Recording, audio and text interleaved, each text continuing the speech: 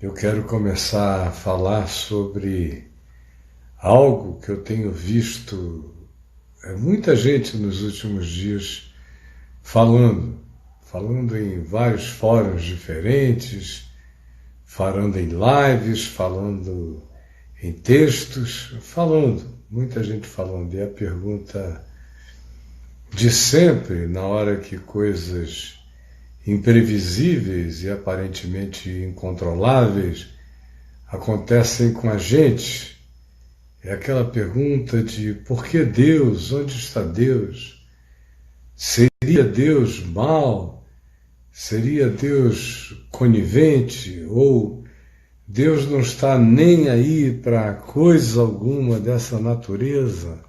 Enfim, perguntas diversas que eu, por exemplo, já ouço há muitos anos, todas as vezes que uma pessoa jovem morre, que um ser humano muito útil morre, perece, ou todas as vezes que um avião cheio de jogadores jovens cai, todas as vezes que um tsunami sem explicação aparente, sempre tem alguma explicação, mas aos sentidos da ignorância popular, chega brutal e devora ilhas e promove catástrofes, ou quando os tufões derrubam e levam as casas, e os alagamentos afogam as famílias, e os fogos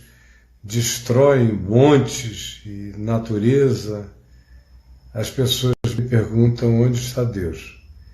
Elas não me perguntam onde está Deus quando há derrubadas de milhões de árvores da Amazônia, elas não me perguntam nada. Elas não me perguntam nada quando um líder ou um governante começa a fazer as coisas mais loucas deste mundo. Elas também não me perguntam onde está Deus. Mas tudo que diz respeito à dor humana inesperada, ao susto, à perplexidade, ou ao enfrentamento de alguma coisa que chegue com meios e com força muito maior do que aquela do nosso enfrentamento ou da nossa mais boba tentativa de resistência, todas as vezes que isso acontece, vem a história de onde está Deus. Aí eu tenho visto pessoas falarem, alguns assim, falarem de maneira completamente infantil. Olhe, Deus não é assim, Deus é legal, Deus é bom, eu não creria num Deus que fosse assim. Agora, para eu ajudar você a crer, a ajudar você a melhorar nessa sua angústia de impotência, é preciso que você pare com a ideia que você tem de que Deus é poderoso do jeito que você imagina que Ele é poderoso. Deus tem suas limitações. Aí vem essa coisa toda, não é? Que eu já estou ouvindo desde garotinho. E é a grande questão colocada por Baudelaire, do ponto de vista filosófico. Baudelaire disse, pois se há um Deus, ele não é todo-poderoso, e se ele é todo-poderoso, então ele não é Deus, não é todo bom. Porque se ele é todo-poderoso, ele não tem a bondade suficiente para exercer o poder dele em favor dos seres humanos. E se ele é todo bom, ele não é todo-poderoso, porque não tem todo o poder para realizar tudo aquilo que a sua bondade desejaria fazer. Essa é uma questão de alguns séculos, já esteve na moda, já saiu da moda. No meu livro O Enigma da Graça, que você acha aí no meu portal, na loja do portal, você vai encontrar o livro Enigma da Graça. E o Enigma da Graça trata, entre vários assuntos, dessa questão de Baudelaire, porque se há um Deus, não é todo-poderoso, porque sendo todo-poderoso, não é todo bom para poder exercer toda a sua bondade. Se for todo bom, não é todo poderoso, porque tendo toda a bondade não teve todo o poder para realizá-la. É mais ou menos aí, nessa angustiazinha, que as pessoas vão ficando e não sabem como sair daí. E, meu Deus, e é interessante, eu teria 100 coisas a dizer sobre essa questão, mas o interessante é que ela só se volta para os humanos, não é? Parece que o Deus que existe, o Deus que é, só se interessa pelos humanos, o que mostra que essa filosofia nasce de um olhar completamente particularizado e egoísta. Você não vê a mesma dor quando se trata de uma mortandade de golfinhos. Você não vê a mesma dor quando se trata de uma quantidade enorme de milhares de aves que morreram num determinado lugar por alguma epidemia que atingiu a espécie delas. Só acha curioso e quer saber dos estudos, mas não gera essa mesma dor. Não gera a mesma dor quando as águas vão subindo e vão subindo por causa do aquecimento global e da ação do homem. Mas você não vê ninguém fazendo essa pergunta. Não vê. Agora, quando se trata da espécie humana, a filosofia é sempre totalmente egoísta. Você não vê filosofia sendo escrita no estilo A Peste de Camus, porque jacarés estão comendo muitos peixes, ou porque sucuris da Flórida estão quebrando alligators. Você não vê isso virar um problema filosófico. Quando essa brutalidade animal se manifesta, se ela não tanger o homem, não passar pelo homem, não tocar do homem, ela não tem nenhuma importância para nós. Mostrando que se trata de uma filosofia do meu ego, uma filosofia do eu, centro do universo.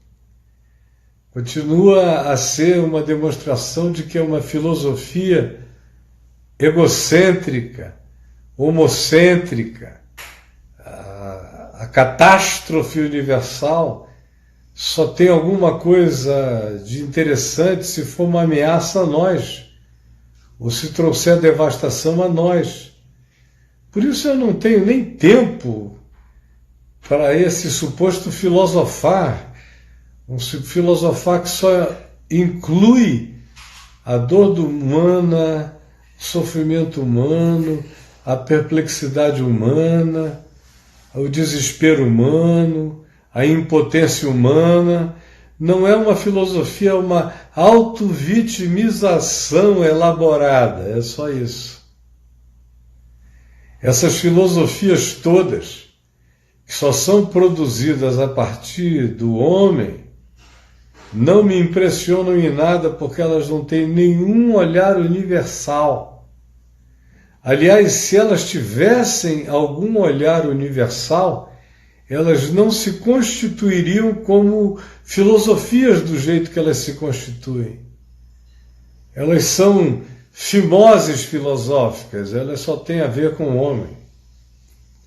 Elas são apendicites filosóficas, elas só têm a ver com o homem.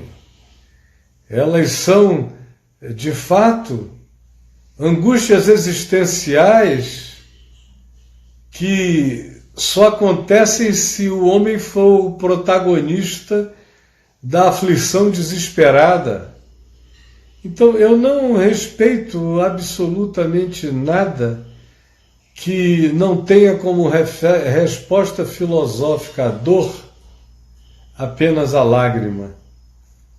Como Jesus, a maior expressão filosófica de Jesus sobre a dor humana foi a lágrima diante da tumba de Lázaro.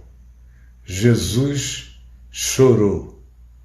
Essa é a grande resposta filosófica à dor humana. É o choro que provoca a ação.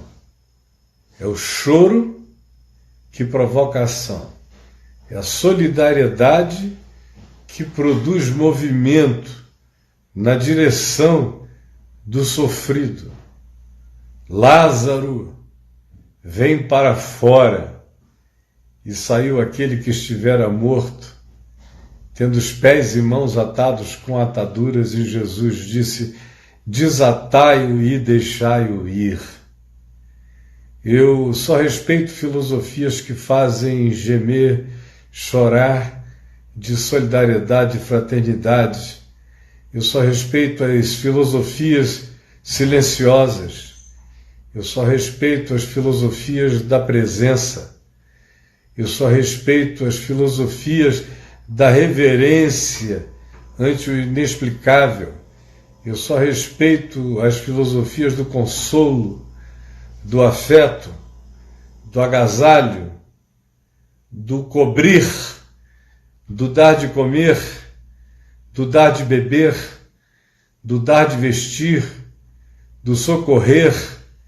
Essas são as filosofias que eu respeito. São as filosofias que colocam o filósofo em movimento, que põem o pensador em ação. Eu não respeito as filosofias da divagação, nem um pouco respeito as filosofias das conjecturas, dessa viagem que fica querendo ir para algum outro filosófico, para algum ambiente metafísico, para decidir, do ponto de vista do suposto esforço mental elevadíssimo, o que Deus pensou quando Deus fez o que Deus fez. Patetas. Desculpem, patetas. Eu não vejo Jesus fazer assim. Jesus é a minha chave hermenêutica filosófica também. Ele é a minha chave hermenêutica, a minha chave interpretativa para entender tudo. É a minha pedra filosofal para abrir todos os portais. Como diz Paulo, todos os tesouros da sabedoria e do conhecimento. E como é que Jesus trata as questões filosóficas? Como ele trata? Você não vê uma reflexão de Jesus acerca dos inocentes que foram mortos logo depois do tempo que ele passou em Belém, se refugiou no Egito. Você não vê um salmo de Maria, um salmo de Jesus. Já pensaram um salmo de Jesus sobre os inocentes que morreram quando eu escapei de Belém? Aquele salmo culposo, aquela filosofia de uma solidariedade angustiosa. Foi por mim que eles morreram, foi por mim que eles sofreram, foi por mim que eles foram imolados. Nunca mais terei a paz a não ser a paz de proteger as criancinhas. Dedico a minha vida a essa causa. Você não vê nada disso. É um silêncio enorme. Como você não vê filosofia de Jesus quando ele voltou do exílio. Não há uma fala de Maria de José ou posteriormente de Jesus sobre o crepúsculo do exílio, cheio de autopiedade. Não há. Não há. Você olha Jesus e ele, quando salva alguém, vem uma pergunta. E a pergunta é: por que que o que tu fizeste salvando esta pessoa, tu não fizeste salvando todas as pessoas que estão sofrendo do mesmo mal? Você lembra qual foi a resposta de Jesus? Quem conhece o Evangelho lembra. Jesus disse: ou não lembrais que nos dias do profeta Elias havia muitas viúvas em Israel, mas se ele foi enviado a fazer o bem apenas a uma viúva que morava fora das fronteiras de Israel, em Serepta. Ou não ouvistes o que aconteceu nos dias do profeta Eliseu? Havia muitas outras pessoas sofrendo de males idênticos, mas ele foi fazer o bem a uma sunamita que vivia fora dos termos e que não fazia parte da raça religiosa monoteísta, que deveria ser supostamente a privilegiada pela filosofia teológica dos judeus que o perquiriam. Não. Para Jesus não há essa questão metafísica de por que a serpente estava no jardim. Não há essa questão de há quanto tempo o mal existe. Não. Não há a questão de por que o mal existiu, ele nasceu de que choque antitético. Não. Para Jesus não há nenhuma questão sobre a sobrevivência humana ou sobre a morte humana. Nenhuma. Ele trata tudo isso como parte de um processo natural. As pessoas nascem. As pessoas também podem nascer com deficiência, como o cego de nascença. Aquele curou e antes ouviu a pergunta: quem pecou? Que era uma pergunta teológico-filosófica. Ele ou seus pais para que nascesse cego? E Jesus deu uma resposta que encurrala a filosofia, encurrala a religião, encurrala a reencarnação, encurrala todas as variáveis de resposta. Nem ele pecou. Nem ele pecou agora, quando nasceu assim, pecou no ventre como feto. Nem ele pecou supostamente numa vida anterior, vidas passadas, ou estivesse aqui cumprindo um karma de cegueira de nascença. Nem tampouco os seus pais. Os pais dele já tinham pecado muito na vida, mas não era nenhum pecado que tinha feito aquele moço nascer cego de nascença. Nem nesta vida e nem em uma outra suposta vida anterior. Não.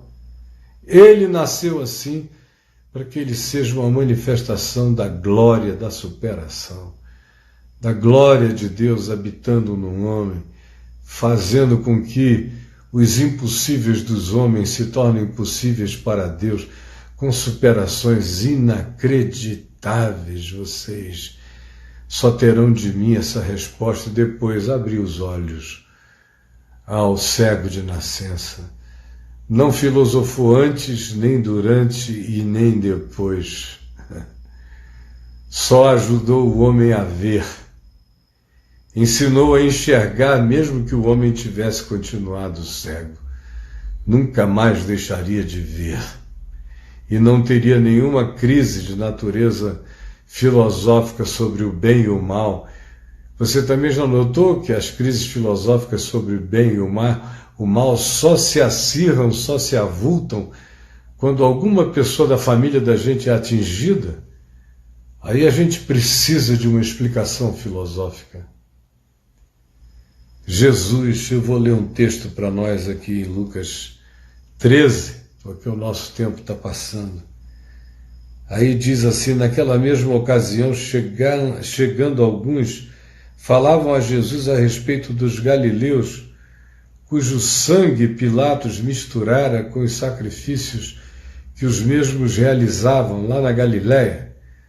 Para agradar as autoridades judaico-religiosas, Pilatos mandou matar aqueles homens e misturar o sangue dele com os sangues dos seus sacrifícios. Por quê? Porque, de acordo com a religião judaica, somente no templo de Jerusalém é que se poderia oferecer sacrifícios. Como esses aqui fizeram isso na Galiléia, Pilatos, para agradar, para barganhar, para atender à demanda dos pastores judeus, fariseus, saduceus e de todas as naturezas, mandou matar esses homens. E aí trouxeram isso como uma questão filosófica para Jesus. E Jesus disse, olha, todo perigo realizado em lugar perigoso pode implicar em morte. Aonde existe política, existe injustiça. Não tem que haver pergunta filosófica onde existem políticos. Políticos não estão buscando o sentido da vida, eles estão procurando o sentido e o amelhamento do seu próprio poder. Não há filosofia, só a descrição narrativa da perversidade de Maquiavel. Aí vem uma segunda pergunta. Ele, porém, depois de ter dito, pensais que esses galileus eram mais pecadores do que todos os outros galileus, porque a filosofia pretende dar uma explicação para o amontoamento do mal, para a condição do mal, para o merecimento do mal, ou para o absurdo do mal. Então Jesus diz, não entrem em estado de comparação por terem padecido eles essas coisas. Isso não conta nada sobre a filosofia última e final da vida. Esses episódios não trazem revelação do significado espiritual, do que faz sentido quando você tem um olhar de significação e interpretação espiritual na vida. Não eram mais pecadores, eu vou-lo afirmo. Se, porém, todos vocês não se arrependerem, tanto faz como tanto fez, todos igualmente perecereis. Aí, Jesus prossegue e evoca uma notícia que está sendo trazida a ele o tempo todo. Ou cuidais, ou pensais, que aqueles 18 sobre os quais desabou a torre de Siloé e matou a todos eles, eram mais pecadores do que todos os habitantes de Jerusalém? Só porque eles foram sepultados vivos pelo desabamento da Torre de Siloé, que era um lugar magnífico lá em Jerusalém naqueles dias, onde desde a antiguidade príncipes adoravam fazer banquetes naquela torre por causa das piscinas que ela também tinha, do que ela favorecia como cenário. Vocês estão pensando que os 18 sobre os quais ela desabou e os matou eram mais culpados do que os outros habitantes de Jerusalém que não saíam de casa a não ser para a sinagoga e voltavam? Não eram. Não eram, eu vou-lo afirmo. Mas se não vos arrependerdes, se não mudardes de mente, todos igualmente perecereis, porque o que importa nessa vida não é o modo trágico, cenograficamente horroroso, como as pessoas morrem de uma calamidade ou de outra. O que importa na vida, segundo Jesus, não é o modo de morrer. A única filosofia de Jesus tem a ver com o modo de viver. Jesus não filosofa não mergulha nas metafísicas do além, anterior à existência. A única resposta que se dá à questão metafísica é que o Cordeiro de Deus foi imolado antes da criação de toda a criação, portanto, antes de haver a criação, o Cordeiro já era o sacrifício de pacificação por todos os absurdos inexplicáveis da existência. A resposta filosófica ao absurdo é o Cordeiro imolado, é a cruz invisível antes da criação de qualquer Big Bang e de qualquer universo.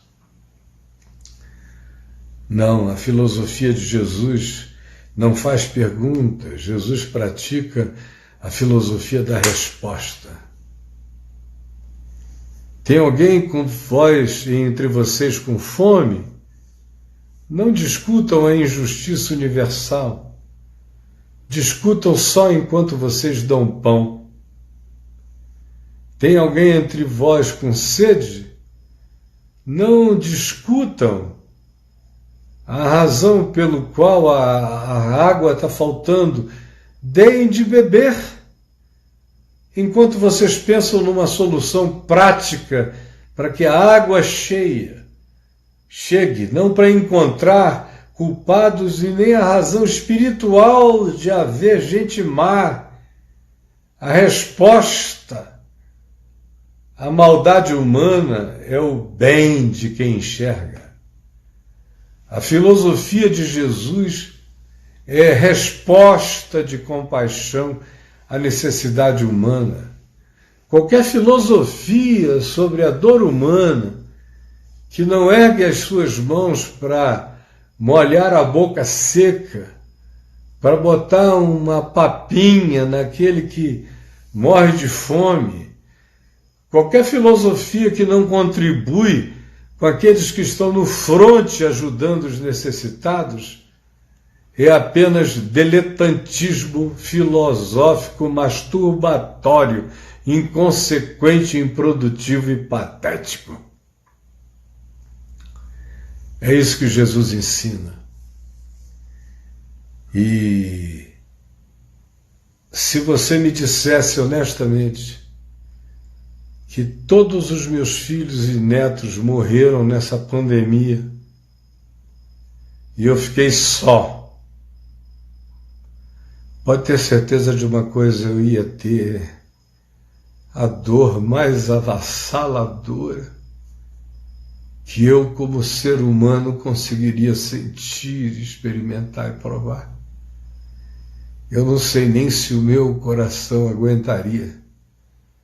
Todo velho, cheio de estentes e obstruções, eu não sei o que ele aguentaria. Mas só sei o seguinte: se você ouvisse dizer que eu morrera por causa disso, eu não teria morrido por nenhuma questão filosófica. Eu não tenho perguntas a fazer. Eu sou um homem do apocalipse e da escatologia realizada. Qual é a minha escatologia realizada? A minha escatologia realizada sobre o sofrimento humano é a cruz de Cristo. A cruz.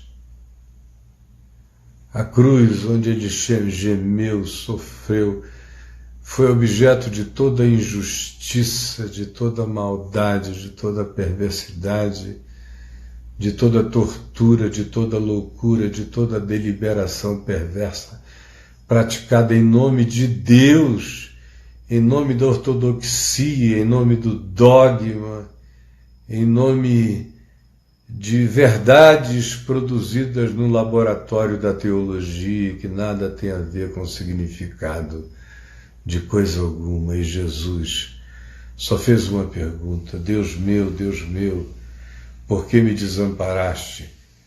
E não esperou resposta, você viu? Não esperou resposta. Eli, Eli, lema sabachthani. Citou o Salmo 22, a pergunta do Salmo 22, e o que veio a seguir? Qual foi a filosofia de Jesus depois do Deus meu, por que me desamparaste? Qual foi? A filosofia dele é a sequência de tudo. Tenho sede. Aí deram para ele vinagre e ele escolheu não beber porque não era água e porque eventualmente fosse apenas uma tentativa de dar uma amortecida na dor. E ele disse, não, eu vou viver essa dor de olho aberto. Qual foi a resposta filosófica dele para o Deus meu, por que me desamparaste? Foi dizer, mulher, eis aí o teu filho, filho, eis aí a tua mãe. Foi dizer, pai, perdoa-lhes, porque eles não sabem o que fazem.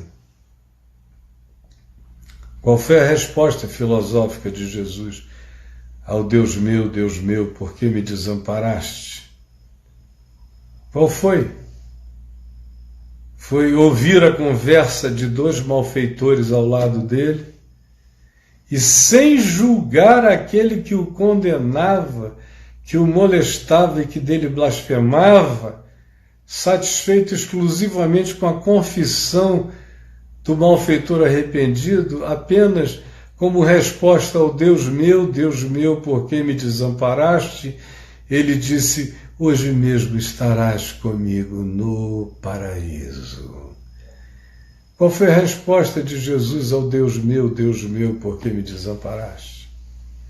Foi gritar, está pago, está consumado, está feito, está tudo explicado. Qual foi a resposta de Jesus ao Deus meu, por que me desamparaste? Se não dizer, Pai, nas tuas mãos eu entrego o meu espírito. A cruz começa com uma pergunta e vai respondendo a filosofia dessa questão com ações, amor, perdão, cuidado, providência de todos os níveis e termina com Deus meu, por que me desamparaste? Nas tuas mãos eu entrego o meu espírito. Essa é a filosofia do Evangelho. O resto, gente, é patetice.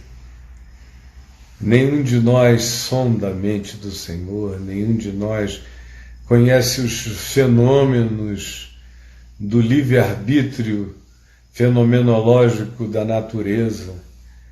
A maioria de nós nem entende, por exemplo, que esse coronavírus é produto de nós mesmos. Ele só é possível depois que determinadas condições humanas se estabeleceram na Terra.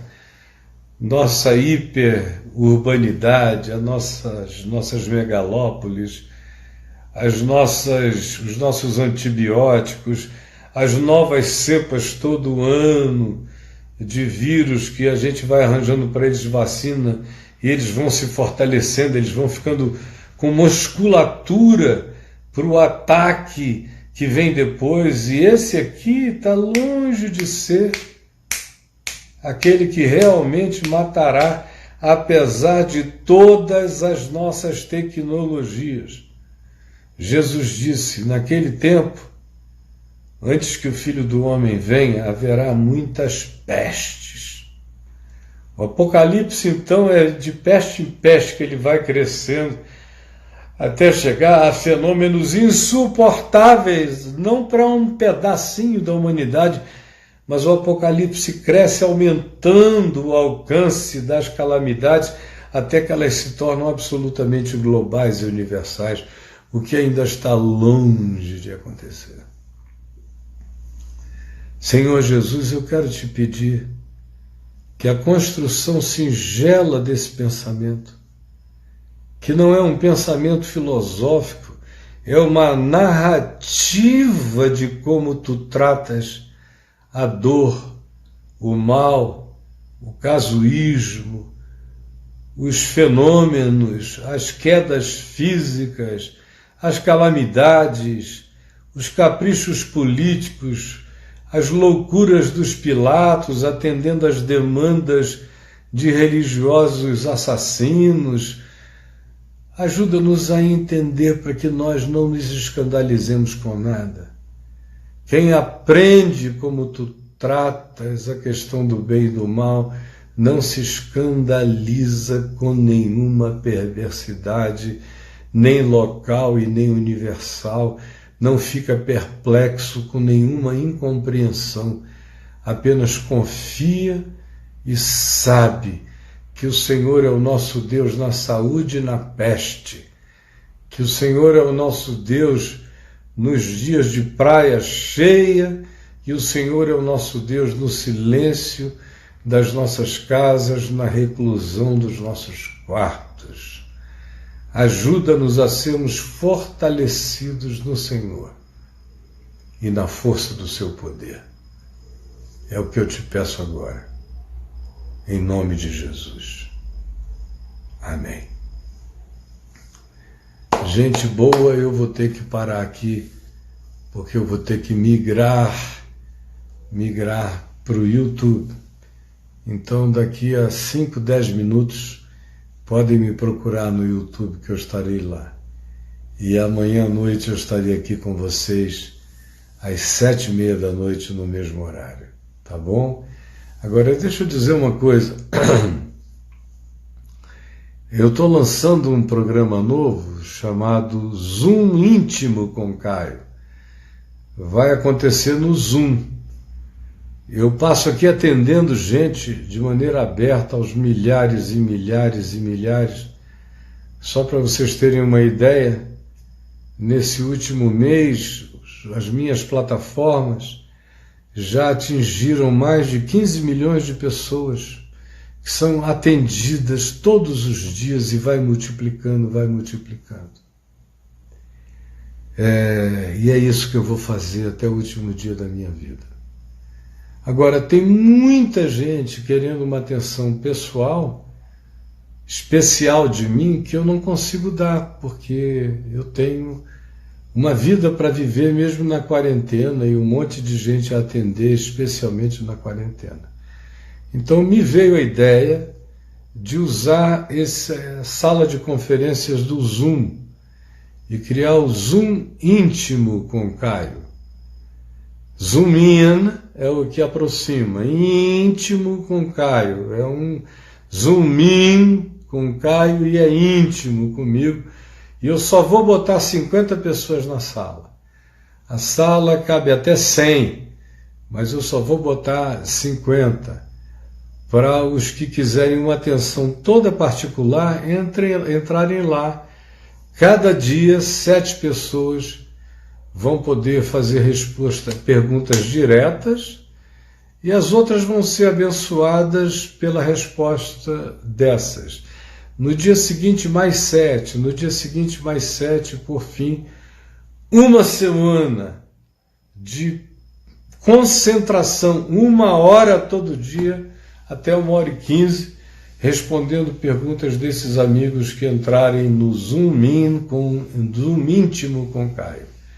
Se lhe interessar, você vai ver aí nas minhas plataformas a divulgação, é só você clicar, entrar e se inscrever, tá bom? Beijo para todo mundo, Deus nos abençoe. Bye bye, planeta Terra.